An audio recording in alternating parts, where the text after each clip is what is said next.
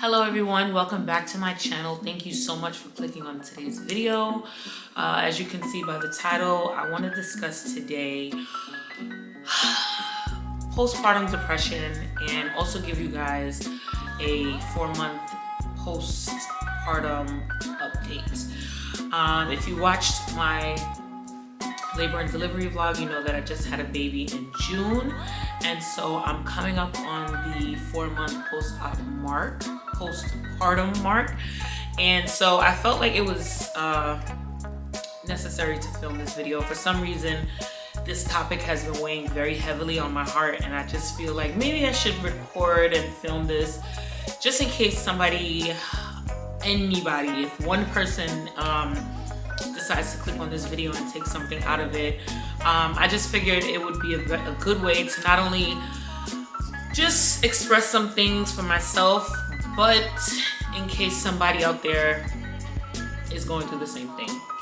I had my daughter June 14th, and it was a perfect delivery, vaginal. There were no complications at the time. My delivery, in comparison to my son, who is 4 years old, was very fast, speedy. Staff was amazing, very supportive, very just very like willing to help, if you will. Bear with me. I know the background is not all together, and I know the lighting might be a little too bright, but we're gonna figure it out. Just bear with me. First, I want to talk about my experience with postpartum depression. I think this time around, in comparison to giving birth to my son, I want to say that I was a little in denial this time around. You know, the very first time I gave birth, my son was born, I didn't really know what, I don't want to say I didn't know what postpartum was, because I did, but I didn't know how it would present itself, or if it even would, or, you know, as a nurse, they teach you about these things in school, and, you know, you have patients who deal with it, but you never really think it would happen to you because, you know, you've never experienced it, you don't know. And I think with my son, it wasn't until I was coming out of it that I realized I had postpartum depression. I was able to like look back and be like, oh yeah, I did have that sign and symptom, or oh yeah, I did do that, or I didn't do that, or, you know, I was feeling that way. But I was already transitioning out from it. And so while I was going through it, I couldn't really express that. This time around, I feel like I was so, what's the word? I want to say that I was trying to prepare myself to not go through it, if that makes sense. I had a lot of things going on. I still do. But, you know, this year has been extremely chaotic for me. We bought a house. We've had construction going on. I've had to move into another location. Everything you could possibly think of, from work to marriage to my family to my house to bills to everything, kind of just came down on me, almost as if, you know, there was a landslide. And so as I was dealing with all these situations before I gave birth, I was trying to prepare myself to avoid going into postpartum depression. You know, I'm not gonna allow myself to fall into this hole. I don't wanna do that. I don't wanna be depressed, or I don't wanna be down, and I don't wanna be, and it was crazy because I was already down, right? Before I even gave birth, you know, not because I was pregnant, I was extremely happy, but because so many things were going on in my life at the time, it just made, it was very hard for me to kind of see the light through things, or just be consistently optimistic. I am a very naturally pessimistic person, I think a lot of people would say, and not necessarily because I want to be, but, you know, I find I can admit that it's been my coping mechanism my entire life. You know, think the worst or expect the worst so that if the worst happens, you're not surprised, right? And so again, with everything happening throughout my pregnancy and just this past year, you can only imagine my state of mind. You know, it was a constant roller coaster, constant mountains and valleys, you know, ups and downs. And I was struggling through my pregnancy to stay above water, stay, you know, positive. And, you know, you never want to be in a negative state of mind when you're pregnant. You don't want to invite negative thoughts, or just, you know, you don't want any of that during your pregnancy. You want to go into labor and delivery feeling good and feeling at peace, and, you know, it's better for your body, it's better for your mental health, etc., etc. So I struggled with that, right? And then my daughter was born, and I was so happy that she was here. You know, I had prayed for her, and it was almost as if, like, I couldn't even, it's almost as if I kept having an internal battle within myself. Like, I'm so happy she's here. I love her to death. Like, I look at her and I cry, and I just think about, like, the prayers I prayed for her to be here, and just the thought of even having another child, let alone a daughter, after having a son. And then it was just like something would come over me, and it would just all those good thoughts would go away, and then I would be like, but I'm in this position in my life right now. Every time I thought good, the negative would kind of come and suck that away, if that makes sense. And so I started to notice that, and one of the things that was a really big trigger for me was my living situation. And, you know, it's a very big, exciting thing to be a new homeowner. And, you know, I have a baby on the way, and we're excited. And, you know, you have all these thoughts and plans, and you're like, you know, we're gonna do this, and I'm gonna make the nursery like this, and I'm gonna, you know, you keep thinking about things as if everything is gonna go as planned, and I'm gonna bring my baby home, and she's gonna be here. And, you know, when that didn't happen, it was one of the biggest things that killed my mental health. And not even just not being able to move in right away, but just the entire process of the house. It probably was my most stressful category of stressors throughout my pregnancy. And we also had no idea when we would be able to move in, right? There was no date of completion. The contractor was just doing whatever he pleased. And so it was a lot of not having any concrete, confirmed plans that was just eating away at me. So now we're forced to uproot and move into a basement apartment, which, as you can imagine, is just smaller and just, you know, it's not home. And so we had to kind of change the dynamic of how we were doing a lot of things. And, you know, there's not a lot of space for things, and just little things like feeling like my daughter, I can't even put up her crib, or I don't know, there was just no countertop space for the sterilizer. Just little things like that would have me breaking down. I would just cry. Sometimes for absolutely no reason, no triggers, no nothing. I would just cry.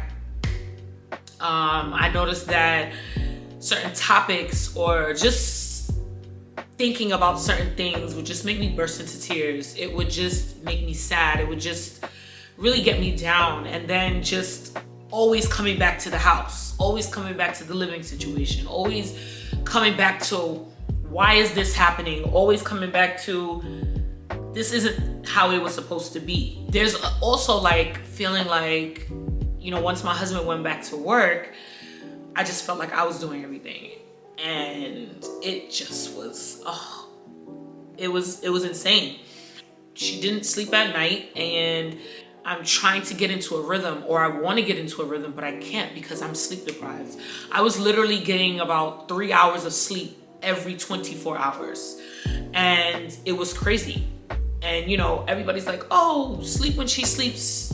We all know that that's impossible, because when she sleeps, you have to clean bottles, and you have to wash her laundry, and you have to, like, you can't, for me, and in my lifestyle and just the way things are in my household, there's no way that I can sleep when she sleeps.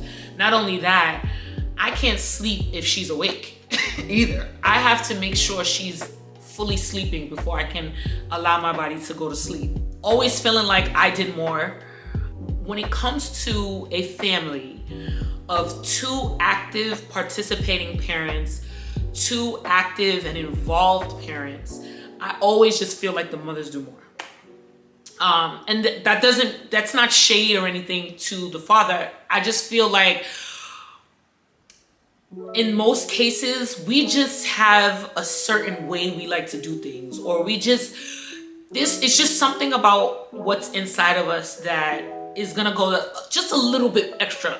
You know, we're gonna just do a little bit more than the father would. Can't really explain, but I feel like if you're a mom, you may know what I'm trying to say. In a lot of cases, men just are very cut and dry. You know, they'll do what needs to be done and they'll sit down. You know, like, but us as moms, we'll do what needs to be done, but we're never gonna sit down. We're finding something else to do, or we're making sure whatever's been done is done the right way. Like, we're just constantly always on go. And so the combination of that, no sleep, feeling like I was in a closed environment,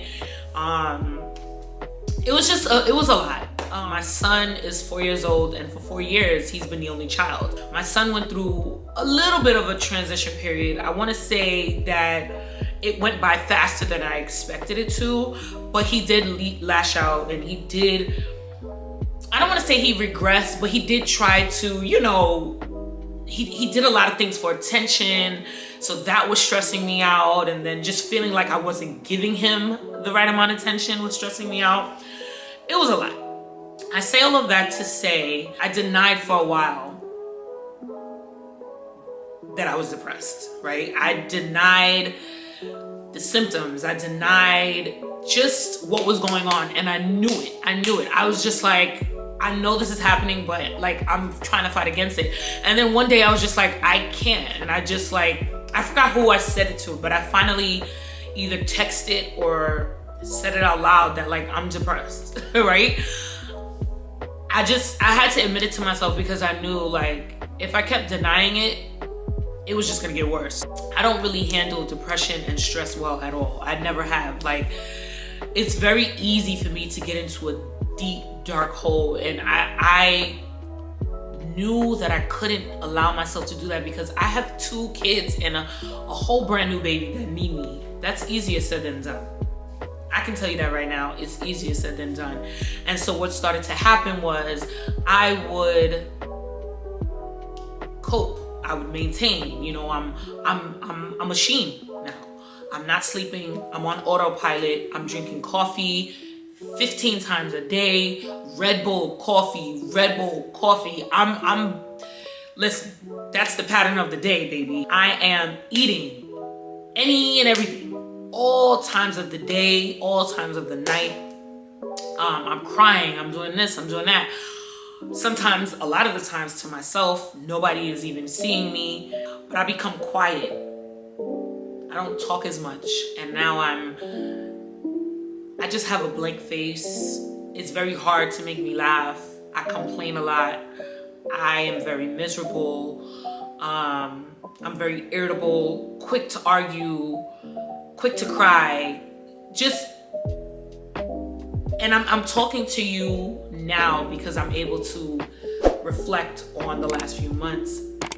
And as I'm talking to you, I can recognize how extreme and how deep it was. Postpartum depression is extremely important, and I think for me,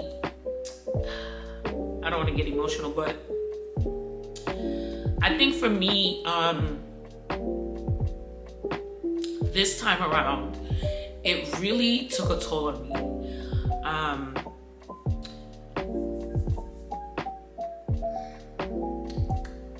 I am almost 4 months postpartum, and I'm not gonna cry, but I feel like at this point, I am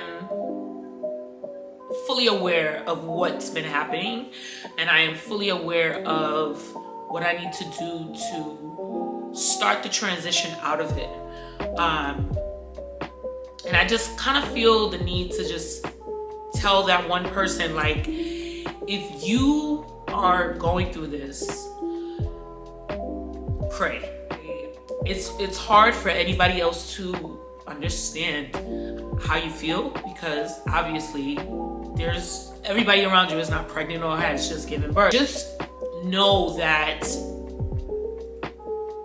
one, it will end, but two, you have to be intentional. I feel like I am beginning that chapter of my life now, where I'm finally getting into the settled feeling of having 2 children, the settled feeling of having a new routine and knowing that, you know, this is how everything has to be now. Does that make sense? I'm too sensitive right now, and it's kind of like I'm accepting that to myself. I'm accepting the fact that I'm too sensitive to myself. I don't know if that makes sense, but with that being said, I'm treating myself very fragile. I'm going to be very delicate with myself, and I'm going to just take time with myself. Take a step back and look at how you've been feeling. Do you have a lot of anxiety? Do you feel sad all the time? Are you crying, you know, without triggers at times? Do you look at your baby and cry? And not because you're sad that they're there, but you just can't explain why you're crying. Are you unhappy with how you look? Your postpartum body is not what it was before, and it's frustrating. Your clothes are not fitting still to this day. You're breastfeeding and it's not, your baby is still hungry. Your baby is crying all the time. You're on maternity leave and bills are just piling up because you are not receiving any income right now. Your husband, who loves you and loves your family, and although wants to be around, he's at work all day long doing doubles because he has to provide for you guys. And so with that said, he's leaving you home, and not because he doesn't want to be there, but somebody has to bring in money, right? Somebody has to keep the bills going. Somebody has to keep the formula coming in. Somebody has to keep the wheels turning. If you can't describe how you feel, if you can't say I'm happy or I'm sad, I don't know how I feel. I want you to just take into consideration that you may be experiencing postpartum depression, and just let me be the sign that it's time to just wake up and just do something different. Try to do something for you. Try to implement something within your daily routine that makes you happy. I went back to the nail salon. I found some of my old wigs, you know. I just try to, I'm trying, because I don't want to make it seem, I'm not making it seem like I'm done with postpartum depression. In fact, I know for a fact that I'm still in it, but I just feel like I'm slowly beginning to come out of it. There are a lot of things that are still triggering to me, and there are a lot of things that I feel like I still need to just become content with. But I feel like around this mark, around this time, I'm able to talk about it, and I'm able to reflect on it, and I'm able to say, I'm working past this. Anyway, enough about that. I just wanted to give a 4-month update because my daughter is about to be 4 months. So my pregnancy from day one was very hard. I had subchorionic hematoma for months, which is very scary. And if you don't know what that is, it's, to make a very long story short, there was a blood pocket between my placenta and my uterine wall. And so it caused me to bleed throughout my pregnancy. And there were on 2 different occasions, I thought I was miscarrying. Like, that's the level that it was at. And so from day one, along with everything else that I just discussed, I was dealing with that. By the grace of God, my daughter is here. She's doing really well. I look at her and I just feel like her and I are gonna have a very unique and special relationship. And it's I don't want to say it's weird, but it's ironic for me to say that, because if you know me personally, you know how much fear I had, or anxiety I had, wrapped around the idea of raising a daughter. And so now that I have one, it's just like, I'm just in love with her. And my 4-month postpartum update would be that I am transitioning, by the grace of God, out of postpartum depression. I am